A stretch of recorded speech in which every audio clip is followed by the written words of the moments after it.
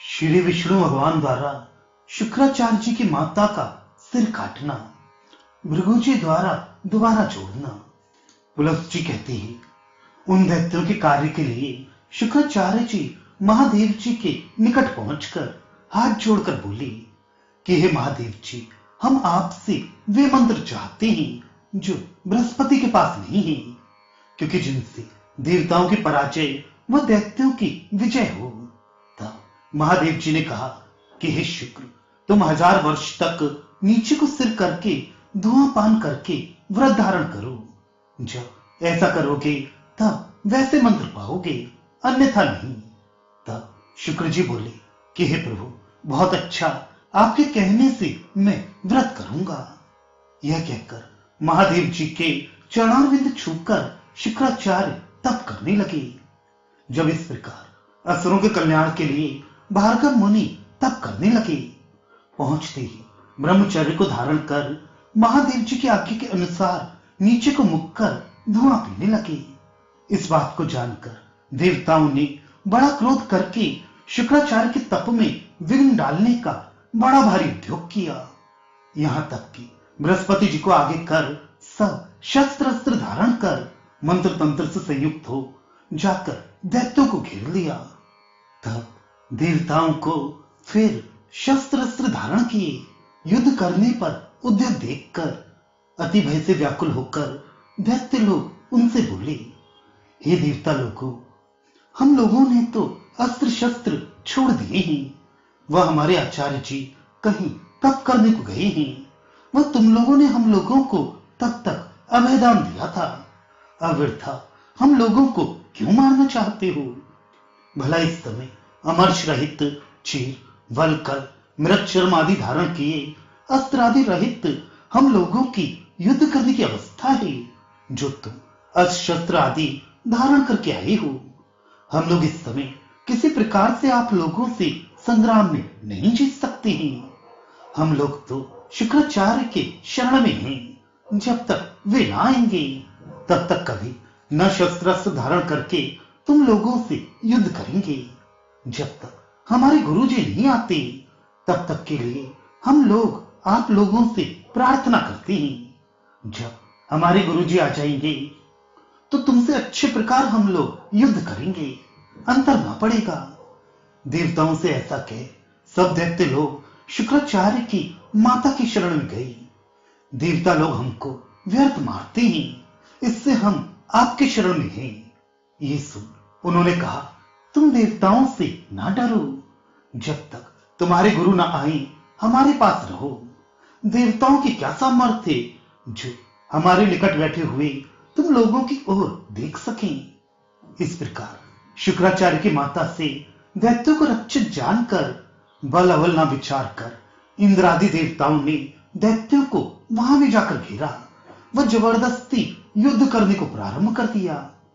इस बात को देख शुक्र की माता बोली कि अच्छा, जो तुम लोग इनको हठ से व्यर्थ मारना चाहते हो तो हम तुम लोगों को मोहित करती हैं। इतना कह उस योगिक तपस्विनी ने सब सामग्री इकट्ठा कर निंद्रा भगवती को उत्पन्न किया। तब निंद्रा ने बल से देवताओं को आच्छादित कर लिया। वह इंद्र खड़े होकर ऊँघने लगे। तब सब देवगण इंद्र को निंद्रा के वशीभूत देखकर मूर्ख की भांति भाग खड़े हुए। जब सब देवगण भाग गए तो श्री विष्णु भगवान इंद्र से बोले कि हे इंद्र, हमारे शरीर में प्रवेश करो, हम तुम्हारी रक्षा करते हैं, तुम्हारा कल्याण हो। इस प्रकार कहने से इंद्र श्री विष्णु भगवान के शरीर में प्रवेश कर गए। इंद्र को रक्षित देखकर शुक्र की माता क्रोध करके बोली कि हे इंद्र, विष्णु सहित तुमको अभी भस्म करती हूं। सब देवताओं के सामने मेरी तपस्या का बल देखो। इतना कह उस शुक्राचार्य की माता ने ऐसा कोप किया कि जैसे इंद्र व विष्णु दोनों तिरस्कृत हुए। तब विष्णु भगवान इंद्र से बोले कि हम इससे कैसे छूटें। तब इंद्र बोले कि महाराज, जब तक ये हमको भस्म करना चाहिए तब तक इसे मार डालिए। अब हम बहुत ही व्याकुल हैं, इससे मार ही डालिए, विलंब ना कीजिए। तब श्री विष्णु भगवान ने देखकर शीघ्र ही विचारा कि इंद्र अति व्याकुल है। वह इस अवध स्त्री जाति का वध करना बड़े कष्ट की बात थी। तब बड़े शीघ्रकारी भय युक्त उन विष्णु भगवान ने उस क्रूर देवी का अभिप्राय जानकर कि हमको वह इंद्र को अपने तप के प्रभाव से भस्म करना चाहती है, हमें तो क्या इंद्र को भी भस्म कर डालेगी। इस भय से इन्होंने क्रोध कर चक्र उठाकर मारा तो सिर कटकर अलग जाकर गिरा। इस अति घोर स्त्री के वध का पाप देखकर समर्थ भृगुजी ने कोप कर स्त्री के वध के करने से श्री विष्णु भगवान को श्राप दिया कि जिससे तुमने स्त्री वध के दोष की ओर न दृष्टि करके इस अवध स्त्री का वध किया है, इससे तुम 7 जन्म तक मनुष्यों के बीच में उत्पन्न होगे। इस भृगु मुनि के श्राप के कारण जब धर्म नष्ट हो जाता है तब श्री भगवान विष्णु लोक के कल्याण के लिए बारंबार मृत्यु लोक में अवतार लेते हैं।